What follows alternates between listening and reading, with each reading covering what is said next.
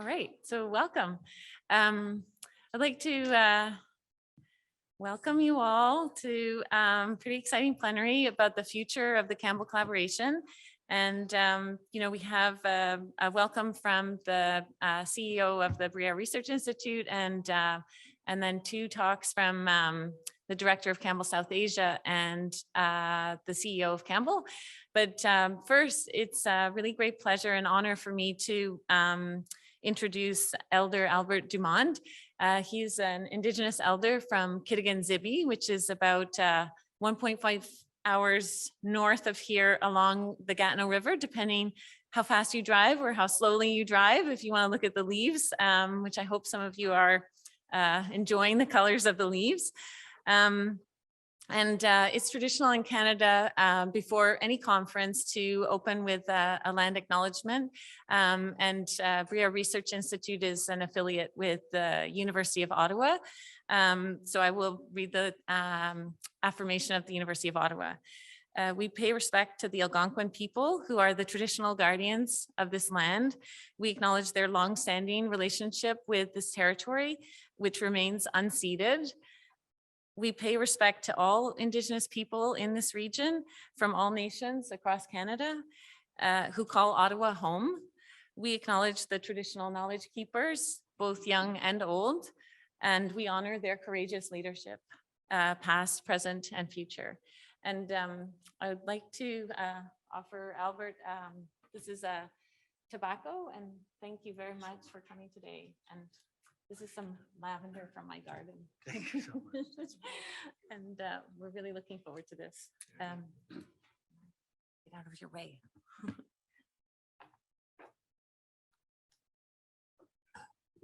Thank you very much for that. I really appreciate it.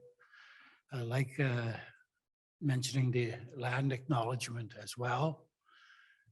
I'd like to begin by sharing a memory I have of when I was 10 years old. My family had moved from Kitigan-Zibi near Maniwaki, Quebec, and we moved to a mining town in Pontiac County. That was in 1956. That was only about 2 or 3 years after the pass system ended, where my dad had to apply for a pass. He had to go to a white man's office called the Indian agent and ask for permission to leave the community so he could go to work in a lumber camp or as a fishing guide. It was only a few years after the Indigenous spirituality was no longer against the law, because it was against the law until about 1952. In 1956 was 4 years before the Indigenous people got a right to vote in this country. We moved to this town, and it was all white people that were there. Some of the people didn't welcome us very nicely. They said, go back where you came from. I don't know where they wanted us to go, the Bering Strait, I don't know. But they said, go back where you came from. Even though my parents were sober, honest, hardworking Christians. Some people in the town told us to go back where we came from. So I started school in 1956 in that town. 4 years later, there was a teacher, and one day she said to me, what are Indians good for? And, I was 10 years old. So imagine that if you're of Irish heritage and the teacher says to you when you're 10 years old, what are the Irish good for? Or if you're from Scottish heritage and you're 10 years old and a teacher says to you, what are the Scots good for? Or if you're French, what are the French good for? And you're 10 years old, like how do you answer a question like that? So I remembered that my dad said that the Algonquins were the best builders of birch bark canoes. So that's how I responded. I said, well, we're the best builders of birch bark canoes. So that was enough for that day, but a couple of days later, that teacher showed up in the classroom and she came to my desk and she had a piece of birch bark and she had scissors and Scotch tape and stapler and some glue. And she said, you told us that what Indians were good for was the building of a birch bark canoe. Well, make us a canoe then. As my memory goes, I never even touched birch bark before that time. I knew what a birch tree was, you know, I was in the forest lots, but I'd never ever recall that I'd ever put my hands on birch bark. And now this teacher was telling me to build a birch bark canoe. So I was 10 years old and I was obedient. And I fashioned a birch bark canoe. I could tell it was an eyesore. I didn't do a very good job of it. She brought me up to the front of the classroom and she said to the other children, she says, Albert said that what Indians were good for was the building of a birch bark canoe. She says, how would you like to be in the middle of the river in this thing? You would sink like a rock. And then she started to laugh as if the greatest joke of the world had been just told to her. So she was laughing and all the other kids in the classroom started to laugh too. There was only one person in the room who wasn't laughing, and that was me. You know, whenever I think of that memory and I think about people and what the power of propaganda, what had Canadians been told about the Algonquins that would make people say, go back where you came from? What had they been told to make that teacher single out a little boy for abuse like that? You know, we live in a world where it's still going on today. There's editorial writers, TV and radio personalities, managers and directors and presidents of corporations, and they still have that mentality.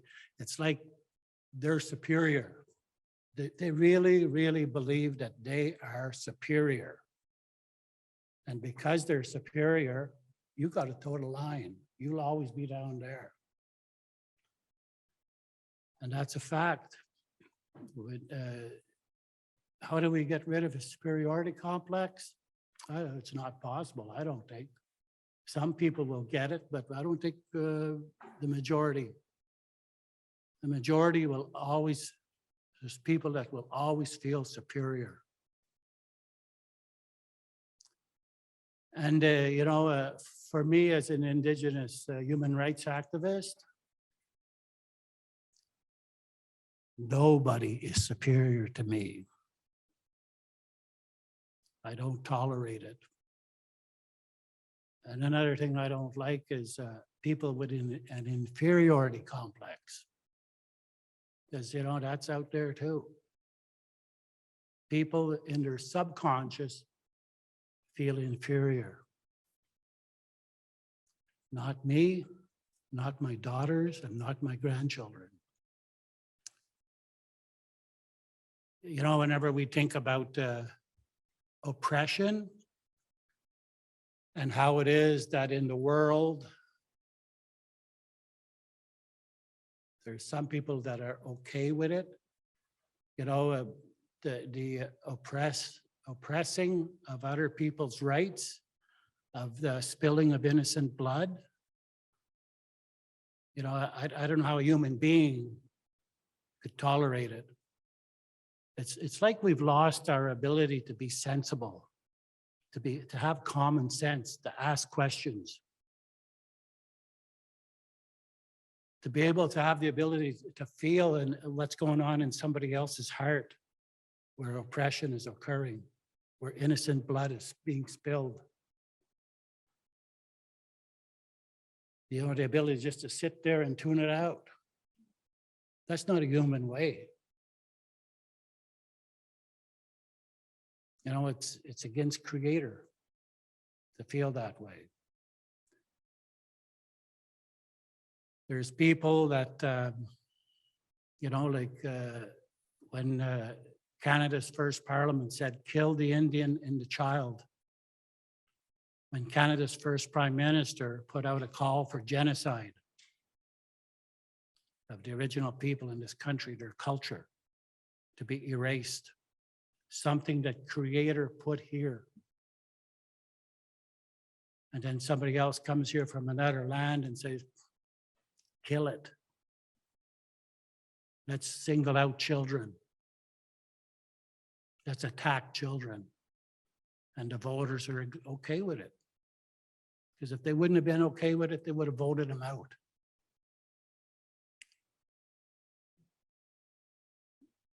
You know, whenever we talk about righting the wrongs of the past, you know, whenever I think about social injustice, and you know, I see it all the time. It's out there. It's you know, you're tripping over it, really. I want you to know this, right? I had a bad accident over 32 and a half years ago.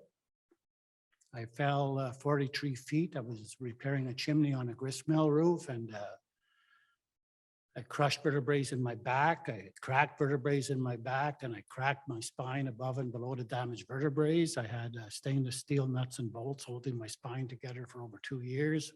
I had to wear a body brace for 18 months.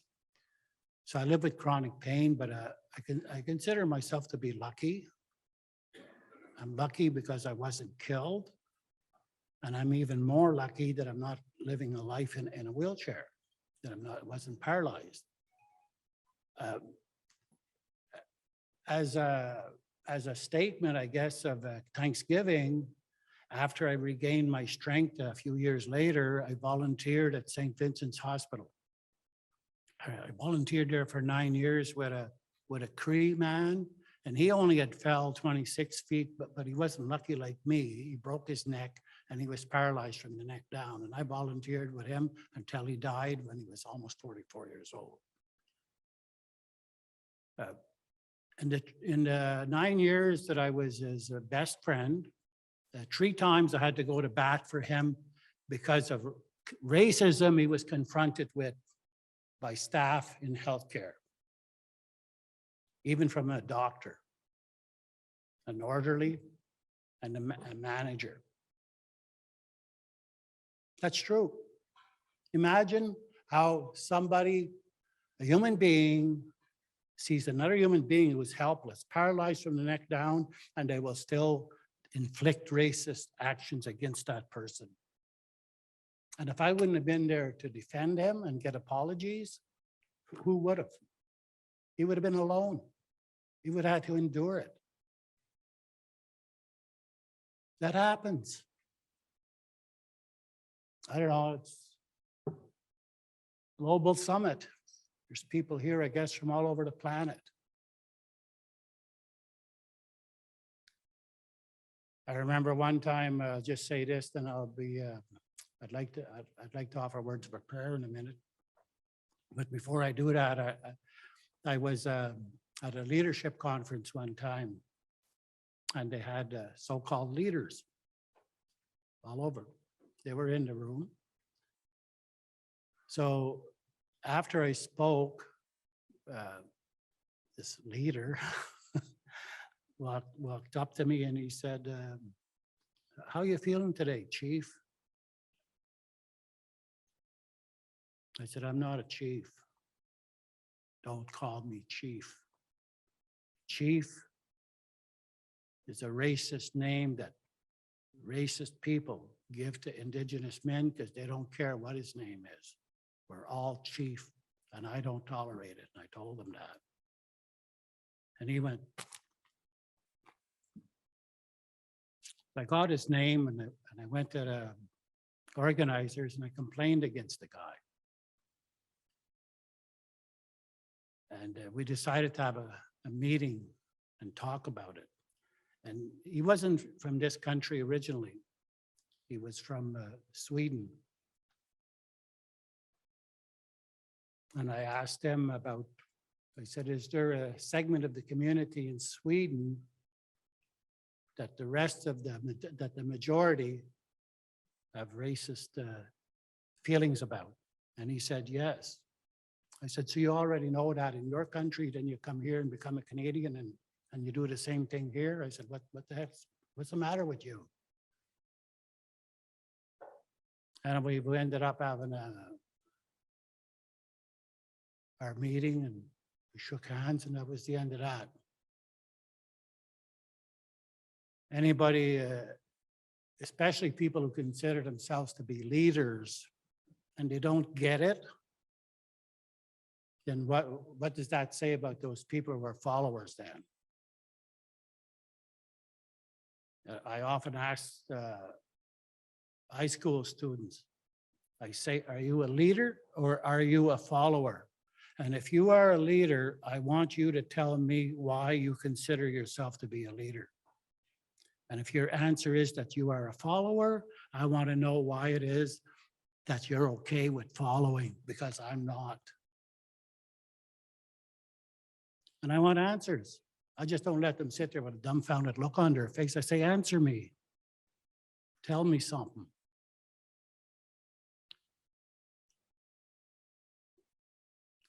So I'm going to offer words of a prayer, and I hope you're okay with that. Indigenous spirituality was outlawed until into the 1950s in Canada. But this prayer is from Temagami First Nation, so it's Ojibwe. And I've factored in some Algonquin perspectives to it. So this prayer is, I guess most of it is thousands of years old. That's what the elder, who was a Second World War veteran. Bill Twain was a Second World War veteran. He was wounded. He had shrapnel in his bones that he lived with for the rest of his life. He lived with pain. And this is his beautiful prayer. I want to say to the good spirit Minu Manado, how grateful we are for everything that Creator placed in our homelands that help human beings to live well. We acknowledge and honor every tree, river, lake, and stream. Acknowledge and honor every bird, animal, fish, and all the good human beings.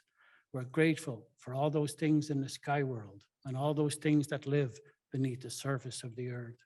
We're grateful too for the bees and all the other insects that help the plants to grow. We're grateful for our medicines and for our ceremonies. We're grateful for our ability to bring peace and comfort to one another in times of troubles and in times of anguish. We're grateful for our ability to prepare ourselves spiritually for that spirit world that will begin when this short physical life ends. We ask you now, good spirit, to fill this space with your blessings and to touch each of us with the wisdom of our Anishinaabe ancestors. We ask that there will be good words spoken at this conference, strong words that will impact all of us emotionally and spiritually. We ask that there's anyone who's listening to this prayer who has a relative or a friend who's suffering somehow, whether from addiction things or depression or some kind of physical sickness. We ask that that relative or friend will have a good day today and that they will return soon to the family as a role model and as a mentor. We ask these things of you, good spirit, because of the great respect we have for everything that Creator has made. Miigwech, I know you're going to have a good meeting.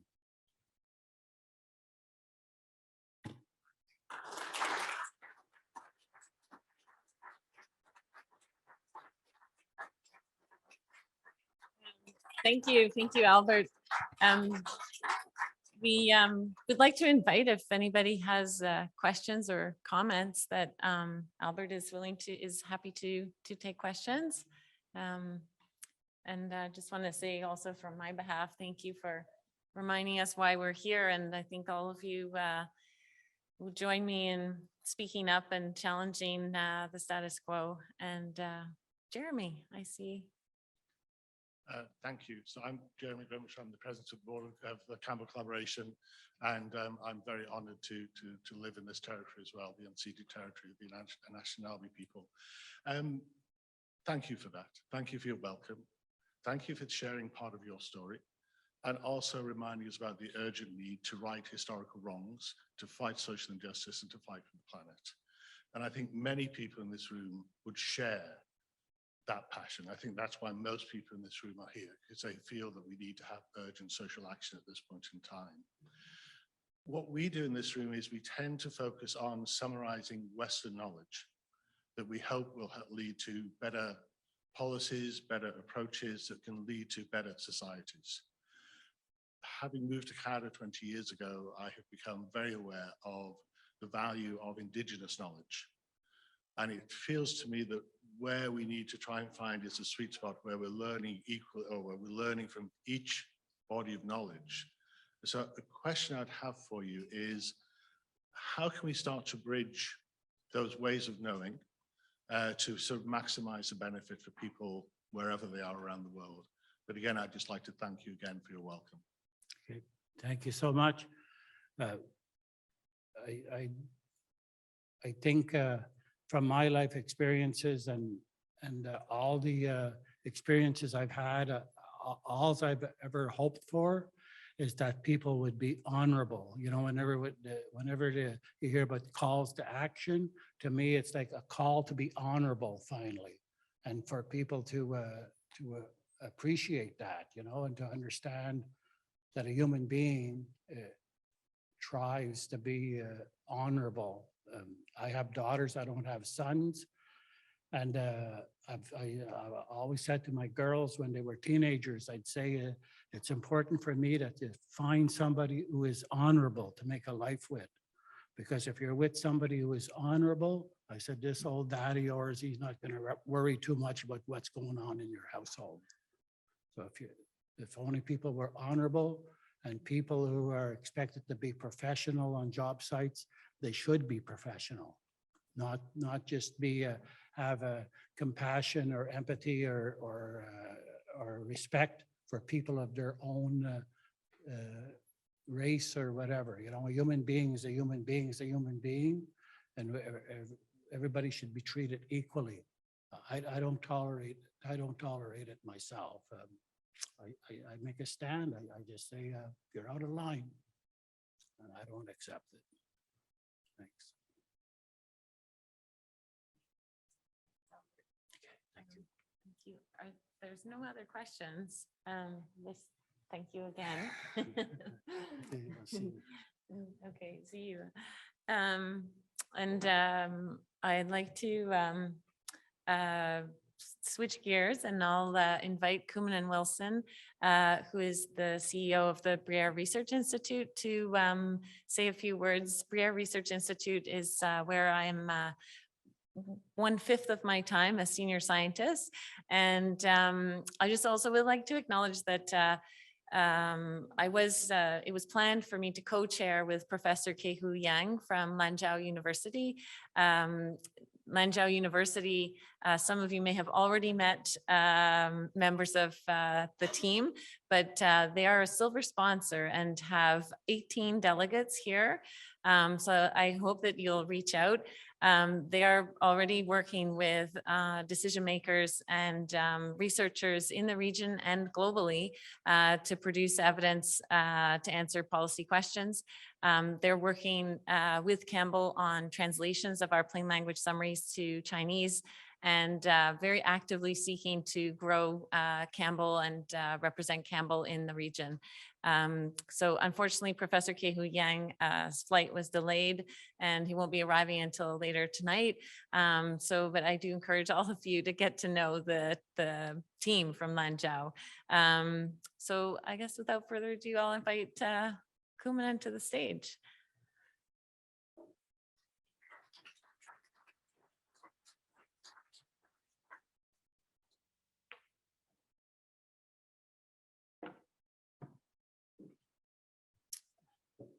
Thanks, Vivian, and thanks for those words, Albert, previously. I'd like to welcome everybody to Ottawa. and the What Works Global Summit on behalf of the Campbell Collaboration and the Bruyère Research Institute. Particular thank you to everybody who had to travel from afar to get here. So how many here are from other countries? It's quite an effort. So thank you for coming. I think air travel is better than it used to be, but I know what an ordeal that must be for many of you. So it's a great honor to host you here. A special thank you to Vivian and Roshan Corcoran, the co-chairs of this conference, and the organizing committee for their leadership in organizing this event. I think I don't need to tell you this, but sort of as an external observer, the work of the Campbell Collaboration is critically important in this era of disinformation, and is needed now more than ever.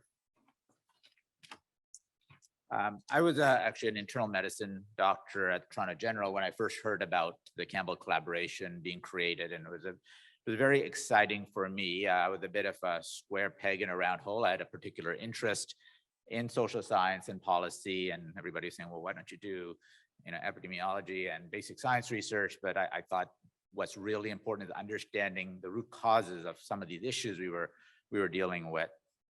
And so it was particularly exciting to see that other people recognize how important this is. Social science and policy research has sometimes taken a backseat to other scientific pursuits, but COVID-19, I think, really demonstrated that these endeavors and those other scientific pursuits need to go hand in hand. My own research over the year has focused on providing a social science and policy lens to understanding vaccination programs. I've studied vaccine hesitancy for several years and contributed to the development of Canada's Vaccine Injury Compensation Program.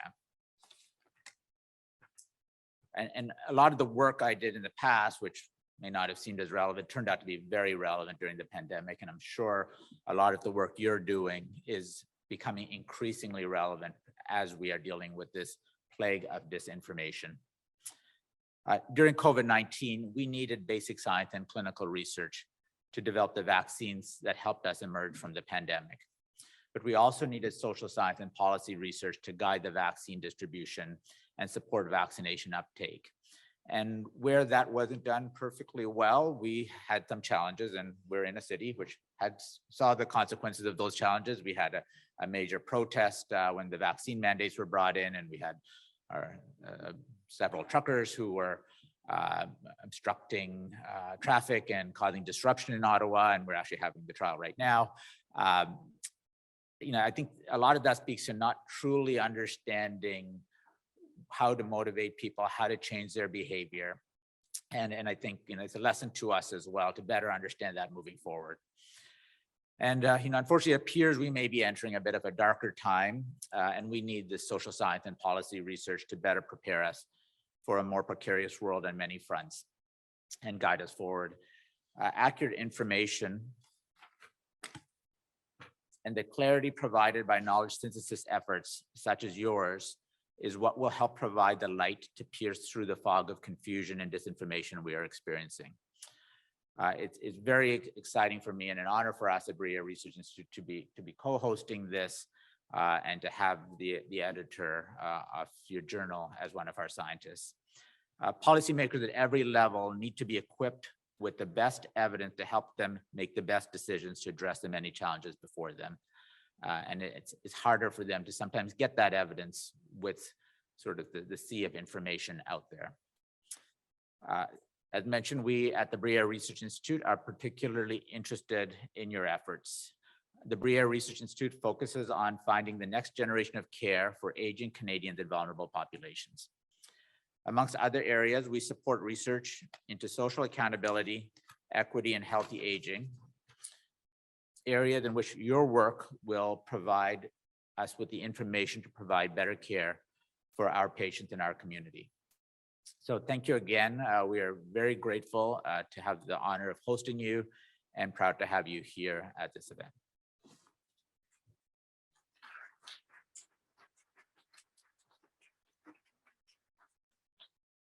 Oh, man, I'll invite everyone up. I should have said that.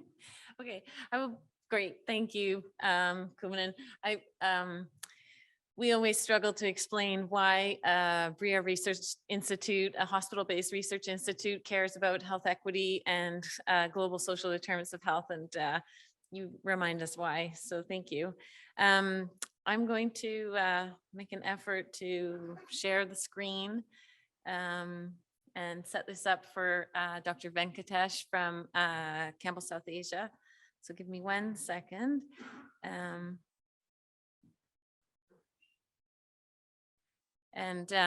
Dr. Venkatesh is Director General of Campbell South Asia, and she's a senior author on many systematic reviews that have been, she's led from Campbell South Asia, as well as leading policy partnerships to produce relevant evidence. And she's going to tell us a story about Campbell South Asia, which has grown from almost nothing to a center which is highly productive and well respected in the region. So I welcome you to the stage, and we'll welcome questions at the end. We'll invite all the panelists up to have questions. So please keep the questions in your mind, and I'll invite you up. Thank you.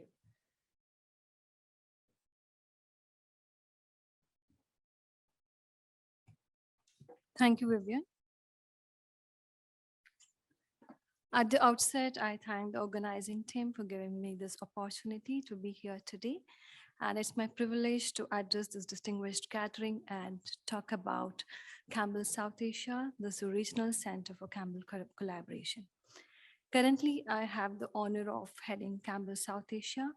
The organization was established in order to enhance the visibility of Campbell's work in South Asian region, and at the same time to promote evidence-informed decision-making in the area of public health and social issues.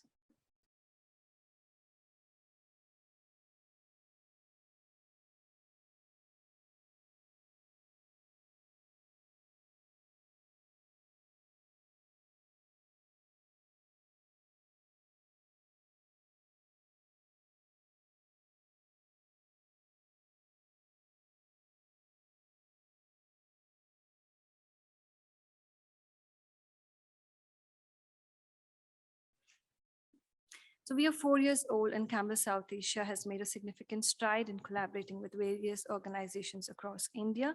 And we have conducted many impactful projects. And in my future slides, I will talk about few of our project endeavors. Our focus areas align that of Campbell collaboration. And to start up, I would like to talk about a recent project which we conducted for ICMR and Planning Commission of India. In 2018, India launched a program on Anemia Mukt Bharat program. However, they felt the need of revising the guidelines, and 24 eminent institutions in India were called up, and we were one of them for the brainstorming sessions for the priority setting of the questions. And we came up with a lot of systematic review questions, and we finalized on few, and we took up, or we were commissioned 4 systematic review projects. So we conducted this project in collaboration with International Food Policy Research Institute and NCERA on behavioral change, intervention, health system, social media, and WASH.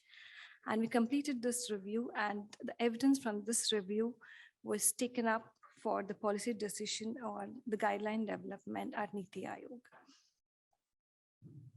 Again, working with stakeholders is an important aspect because ultimately they are the ones who are going to use the evidence from the reviews. And one such example is a project with UNICEF Office of Research Innocenti. So where we conducted the research or a map on violence against children. And the evidence from this was taken up to develop the new evidence strategy for child protection across UNICEF and scaling up across international violence against children community. This is another project where we conducted mega map of systematic reviews and evidence and gap maps on the interventions to improve child well-being in low and middle income countries. Again, we have another project with UNICEF on education. So this was a recent completed project for International Agricultural Research Institute, where we conducted 6 projects, 6 reviews. So out of which the topic focused on climate smart agriculture, value chain interventions, gender transformative approaches, financial inclusion interventions, and entrepreneurship opportunities for women in agriculture sector. So we prepared evidence explainers for this work, and we disseminated at gender gender platform. So we believe that the evidence is uptaken by various organizations associated with CGIAR. Again, this is another interesting project funded by a Swedish Research Council. So as you all know that when there was COVID outbreak, so we did not have information for the prompt actions. It was lack of reliable immediate information. So keeping this in mind, and subsequently, so there was significant volume of research that came up resulting in redundancy and repetition. So in order to avoid this, so what we proposed was to conduct a map where we consolidate all the available evidence resources on various sectors, not just health, but also in social sectors, on a single map where it would be easier for any researchers to access this information from the map. So while reducing the redundancy and repetition, at the same time providing the researchers to easily identify the important priority areas for the future research. And the second important aspect of this project, again, we also assign the strength and weakness of the evidence resources, because again, this is important because you need to know from what evidence resources you're using the information. So this is basically for researchers to be more cautious about the informations they are using or getting from various evidence resources for research implications. And there was no tool to assess this. And during this project, we developed one for the same. This is another project which we recently completed for World Health Organization on economic and financial evaluations of women's, children's, and adolescents' health interventions in low and middle income countries, such as scoping review and an evidence and gap map. And CSA has introduced mentoring workshop. This is basically, it's a 3-stage workshop to understand 3 key stages of systematic reviews. The first stage workshop, the team would come up with a research question and they develop their own title registration form. And in the second workshop, they develop the protocol and we sensitize them to the process of search, screening, coding, and risk of bias assessment. So once you complete this work, and the third final workshop will convene analysis and the writing of the paper. So the teams are mentored throughout this project, and one such project recently we implemented to the stakeholders of Government of India, working at the Center for Disease Control India, Ministry of Health and Family Welfare, National Institute for Disaster Management and Voluntary Health Services. And the topic was in systematic review of organization models for managing public health emergency of international concern in the Southeast Asian region.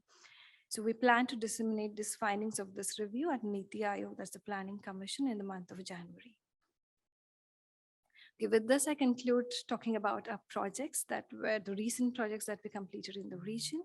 And we have What Works South Asia that's coming up in November from 28th to 30th. I welcome you all to attend this event. This is happening at India International Center in Delhi. This is our annual event followed by What Works Global Summit. So coming to future plans, so we continue to sensitize our stakeholders on the importance of evidence-informed policy decisions in the area of social issues. And we plan to launch certificate course program for the South Asian region along with Bangladesh. So this is still under discussion. And we want Campbell South Asia to be positioned as one of the well-known organizations in the area of evidence synthesis in the South Asian region. So we also want to strengthen our team to develop methodologies that challenges various aspects of research or evidence synthesis and the social issues specifically. So let's work together. Please support us, partner, or get involved with CSA. Connect with us. Last but not the least, I thank Vivian and Hugh Sharma for the constant support and academic collaboration, for the continuous support and mentoring our team at various stages. Thank you very much again for this opportunity. I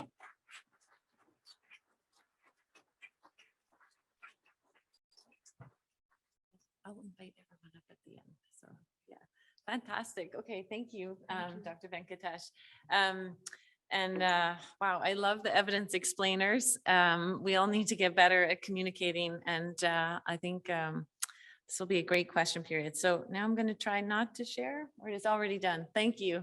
And I'm going to introduce Will Moy, the CEO of the Campbell Collaboration, who doesn't like introductions. So that's basically all I'm going to say. So over to you, Will.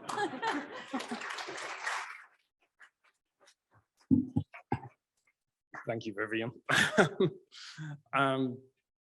Thank you and welcome again to this conference. I want to start by reflecting, as Elder Albert was saying, it's hard to build a truly global community, and it's something we have to work at in lots of different ways. One of the ways we haven't managed to do that this year, and I want to apologize to the friends and colleagues who haven't made it because the visa system has let them down. That's now out of our control, and I'm sorry to say that there are people we wanted to have with us that we hoped would be with us who were blocked from getting visas here. For future conferences, we will be prioritizing visa access as a top priority to make sure that our truly global community can come together and work together and collaborate together. But if you're watching on screen instead of in the room, we miss you and we are learning that lesson. I'd like to start, coincidentally, also by talking about leadership. I think lots of people have different understandings of leadership and different instincts of what you think about when you think about leadership. Maybe you think about a concert, an orchestra. And if you think about leadership in that context, you probably think about the conductor, the man, it's usually a man, standing at the front, waving his little stick about. But the person who is called the leader of an orchestra is actually the first violinist. They are chosen for their excellence in their particular skill set. They lead by example. They work with people with very different skills, and there can be more than one leader. And that's an understanding of leadership, which I think is really powerful in a collaboration like Campbell, that needs to bring together so many skills and so many different kinds of leadership to achieve what we're trying to achieve. I'm really grateful to have spoken just after Bhumika, who's leading such amazing work in Campbell, South Asia. I think that every one of you in this room and everybody who works in and with the collaboration is a leader. You have seen the chance of a much better world, and you have volunteered and worked for it. And many of you saw that chance years ago, long before I came along. I've been here 6 weeks. I'm here out of respect for what you have built, the potential that you have shown, and because I think we can live up together to the best of that potential. The future of this collaboration is a conversation, not a speech. And this session is a contribution to that conversation. And so is what I have to say. But I think this collaboration ranks for proven potential as one of the most important evidence organizations in the world. And I think that almost everybody who currently agrees with that sentiment is here. And we have a lot of introducing ourselves to do. We have a lot of making the case to do. But if you look, for example, at how evidence synthesis has transformed policing around the world, thanks to the work of the Crime and Justice Group, we can see that your work can touch billions of lives. And I came here to help that happen. If we're going to do that, I think we need to talk with confidence about that potential to lots of different kinds of audiences. What the Campbell collaboration can offer is everything the world knows about your problems in one place. That's an extraordinarily valuable offer, and it's valuable to a very wide range of people. It's valuable to all of us as individuals in our daily lives. Some of you may have seen a book by Emily Oster about pregnancy called Expecting Better.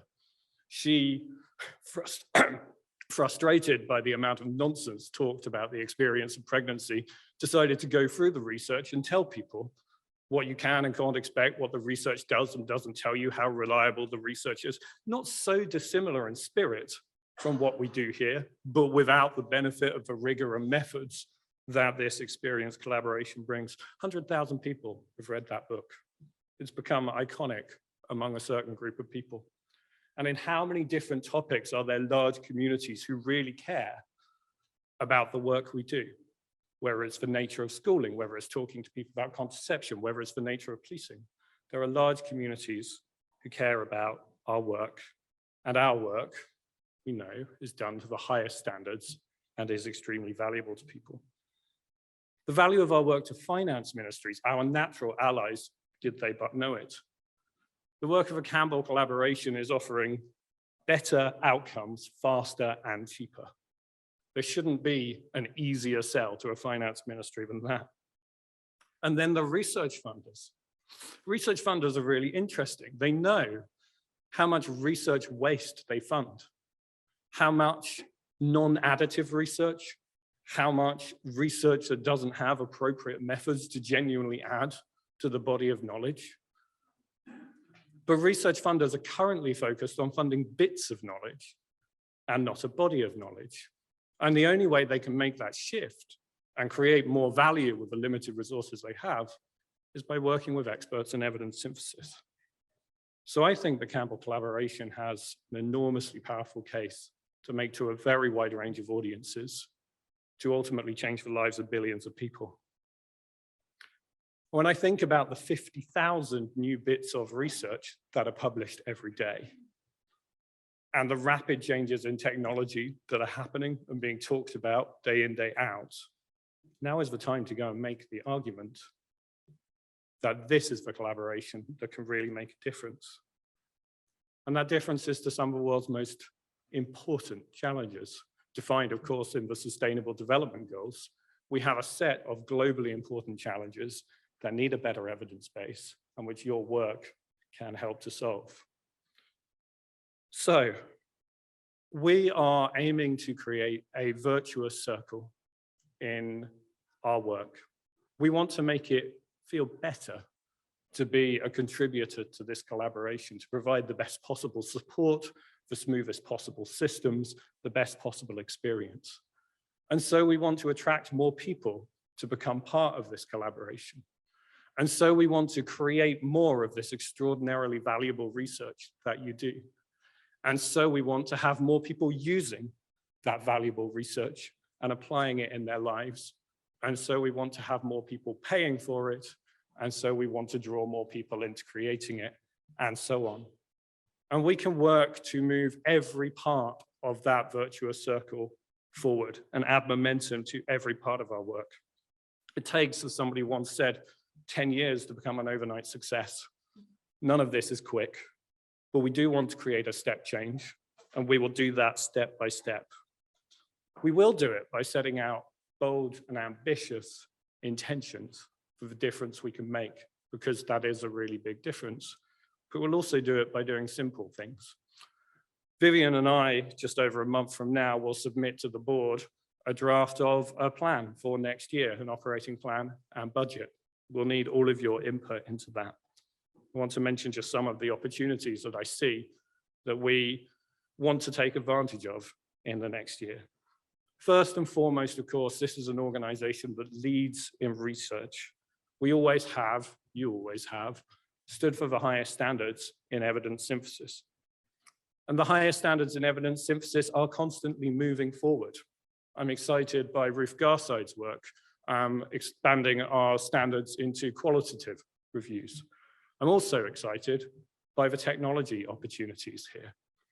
We have just agreed, and I'm very pleased to announce, that the Campbell collaboration will be providing the Secretariat for the international collaboration for the automation of systematic reviews, helping to accelerate their work and thus support all of your work. One of the things I'd like to talk about as we make our plans for next year is how we can rigorously evaluate and start to adopt and support people to adopt the newest technology where it meets our high standards. We also need to have high standards outside of research. We need to get the plumbing right and the humble things right as well as the complex methods right. We have already worked this year on completely overhauling our financial systems, making sure we can provide you with accurate and immediate financial information, making sure we have up-to-date editorial information by rolling out Scholar One. There's an awful lot of work behind the scenes that the Secretariat can do to make your lives easier and help you focus on the work where your skills make a unique difference. The Secretariat loves the jobs you hate. And if there are things we can do to help you do the work you care about, then just let us know. We want to be a community that supports you to grow. We need, I think, more leaders and more different kinds of leadership in this collaboration.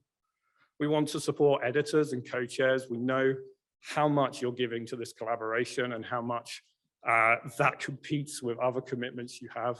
We need to nurture the next generation of leaders. If you're a contributor now, we want you to think about becoming a leader by being a reviewer, by being an editor, by developing in that way.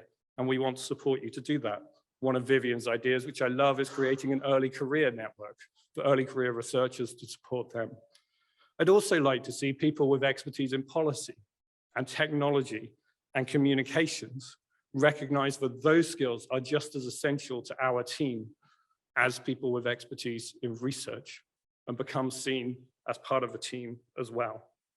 It should feel good feeling part of Campbell because we are doing something immensely important to the highest standards. We want to make sure it does feel good for all of you. And part of that is bringing more people into the process. And then finally, we want to understand what products are really going to cut through and make a difference. What products are going to become part of people's day-to-day life. I think that we often think about how do we explain the value of systematic reviews as an abstract idea. And it's a really important thing to do. We need research funders, we need finance ministries, we need other people to understand why a systematic review is good and why a Campbell systematic review is being done the way it should be done. But actually the things that are going to make us famous are the individual reviews themselves, because those are the things that are answering questions that people need answers to. And I want to put more time, more effort, more skill into promoting those individual reviews as our flagship products, as our most exciting things, so that if you are telling people about where their children might go to school, the choices they make about their child's lives, then the parents all around the world who might benefit from that are aware that it's there and know how to access that. And I think that's a really exciting thing. I think that Campbell reviews, individual reviews, can become iconic. And living evidence synthesis is an enormously exciting part of that, because instead of a product being a one-off release, suddenly it becomes a sustained, regularly updated thing that we can talk about in a sustained way over time, I think, and can build a reputation for over time. That's an enormously powerful opportunity, I think. So those are some of the opportunities that we will be thinking about as we try to put together a plan for 2024. We're excited by the potential in this organization. We're excited by the opportunity to serve you all as you lead. Above all, I think, as somebody who did only join 6 weeks ago, we need to become more explainable. It needs to become more obvious what we do and why it's valuable. Some of the jargon we use from the outside is quite hard. I'm still flipping through the glossary every now and again in meetings to work out who's who and what's what. I'd like to think about whether we can explain some of that more clearly, make it more obvious if you're contributing, what the other ways you can get involved are and who you ask and where you go and so on. Campbell's a wonderful organization. It offers people amazing opportunities. We can make that more obvious. So those are some of the things I currently think about the future of Campbell. They're all up for grabs. I'm here to work for all of you. I'm here to serve all of you. The only thing I will not compromise on is the level of ambition. You set that out when you agreed your strategy. You agreed that you wanted to do work that genuinely makes a whole difference to the whole world. You wanted to do work that touches people's lives. And you do, and you can do more of it. And that's what I'm here to help with. So I'm really excited that we're starting this conversation. and looking forward to continuing it over the next few days.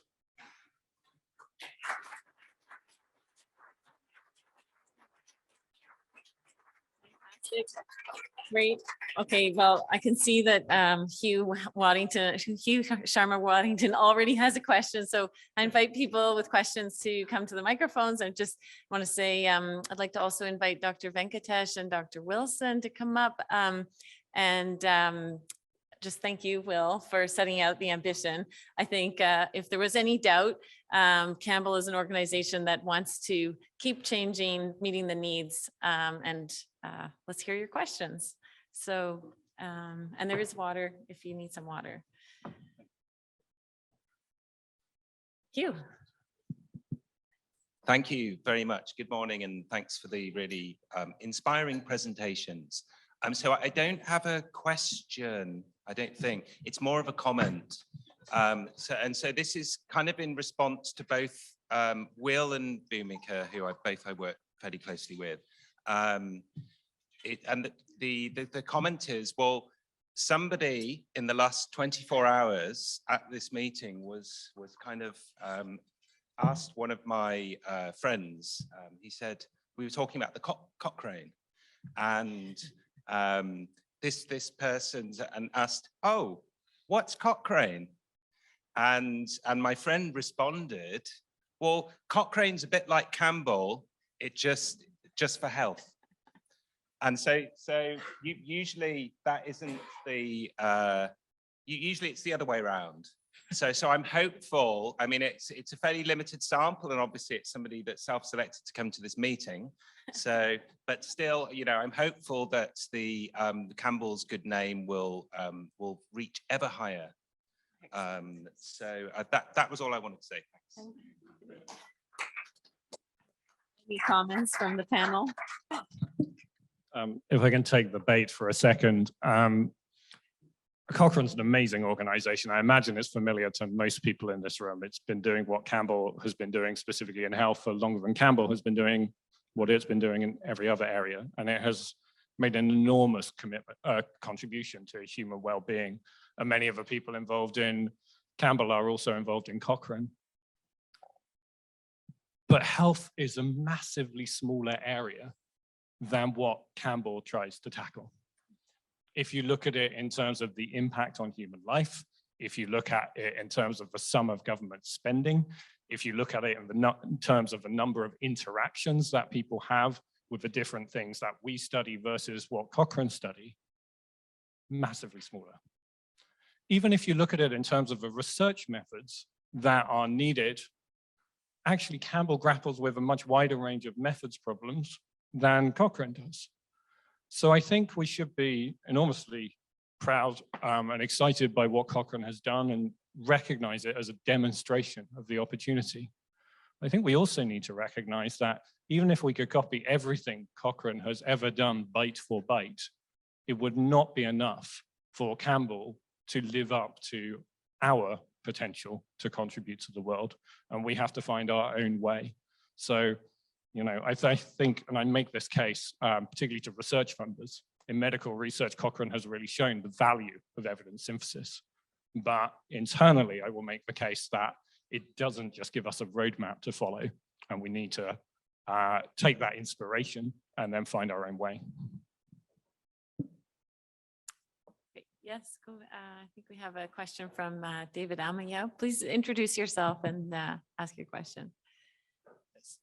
I'm David Amayo from International Center for Evaluation and Development based in Nairobi and Ghana. You know, I'm so happy to hear from Cochrane South Asia. You know, I'm talking about Cochrane, you see. Campbell South Asia, and also, you know, getting from you. But in your talk, you are talking about evidence synthesis, which is great and very good. But coming from the global South, I'm thinking that, you know, all these years we haven't really think about, and I think maybe in your ambitious plan, maybe we can talk about is the other side of evidence utilization, because that is where we people from the global South are facing the challenge. we always talk about extraction of knowledge, extraction and mobilization of knowledge, but how do we use it to transform life and livelihood? How do you use it to really, really make impacts? So in setting this agenda, and coming, I'm so excited that I've seen you here and I'm meeting you. One of the things that we have to do, and I like the way Campbell have been working on evidence synthesis, developing guidelines, checklists, and all those things. But how do we get it in the hands of the people who need it? That is a big challenge. So in setting the agenda, if somewhere along the line, maybe in the footnote, we can put utilization there, I think that would be great. Thank you very much.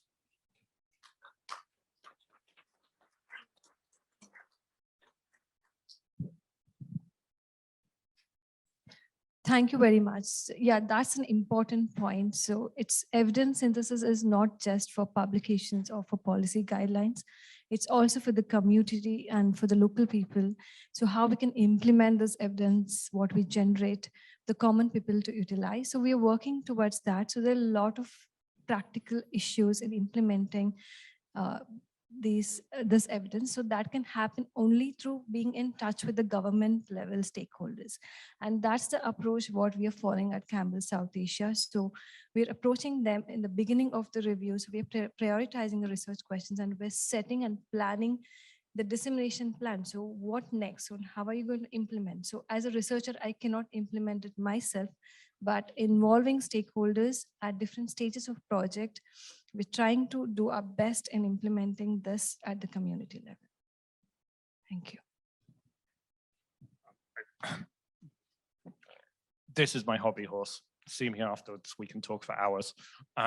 My background has always been in evidence use. I'm not coming from evidence generation. I'm not coming from research. I'm coming from organizations that talk to tens of millions of people at a time, organizations that talk to the very top of government about how they use evidence. That's why I came here, because so often we never even get that far because we don't have the evidence in the first place. That's why the collaborations role is so important. But we also, as Bhumika was saying, fit within an ecosystem. And we have to find the rest of the partners in that evidence ecosystem. The Global Evidence Commission has been doing brilliant work thinking about what the evidence support systems need to look like. And I think we should have a larger voice in that. But I think you said you came from Nairobi, and you may know the work of Africa Check, my old colleagues, who do really brilliant work right at the front line of trying to keep politicians honest, trying to clear up misinformation on the internet and so on. And there's a really interesting model there of, on the one hand, a direct public service, and also direct engagement with senior policymakers, statistics organizations, and other leading evidence generation organizations. And they are one of the world leaders in that space. So I think all around the world, there are really inspiring examples and partners that we can learn from. At the moment, we only have Campbell South Asia really leading on that and building those relationships in a particular area.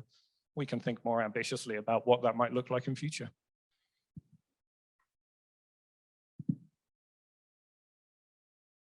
Any more questions? While you're thinking about it, Jeremy's going to come up and have a question. Great. So thanks for the session. It's really good to hear about Campbell South Asia. At the board level, you don't always get a sense about what's happening on the ground, so that was great. In the last sort of 12 months, we've set a new strategy. And one of the elements of the strategy is that I think we want to be truly a global organization. And I think at this point in time, even though we have people from many places around the world, we're not. So what I'd like to do is just ask the panel, and there's no easy answers, there's nothing we can do tomorrow, but how can we start to really build a true global community that both contributes to and benefits from Campbell?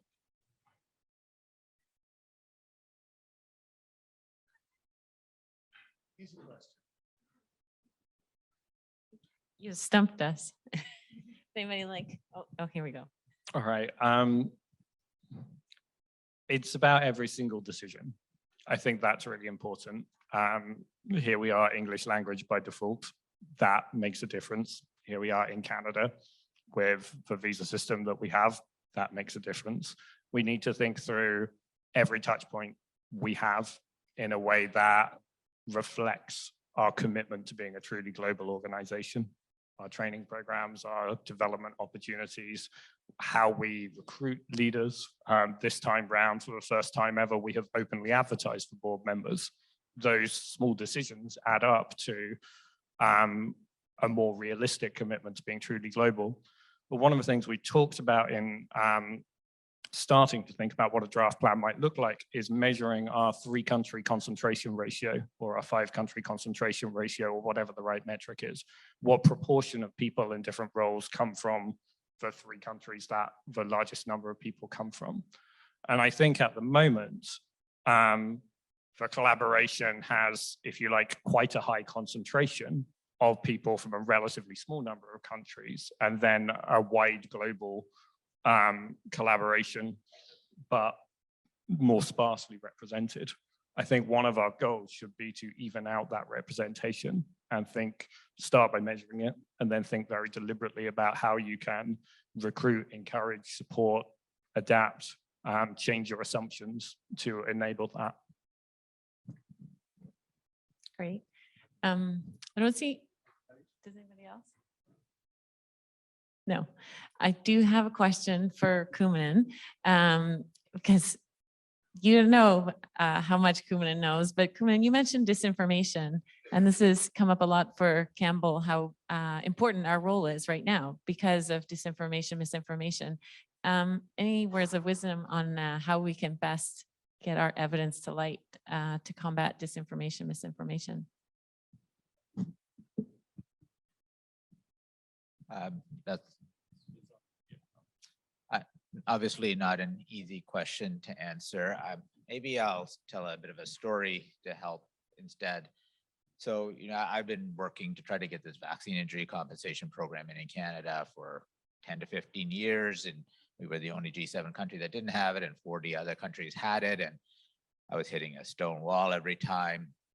But I think people like John Lavis will know this better. Their policy model to sort of explain when evidence does get used.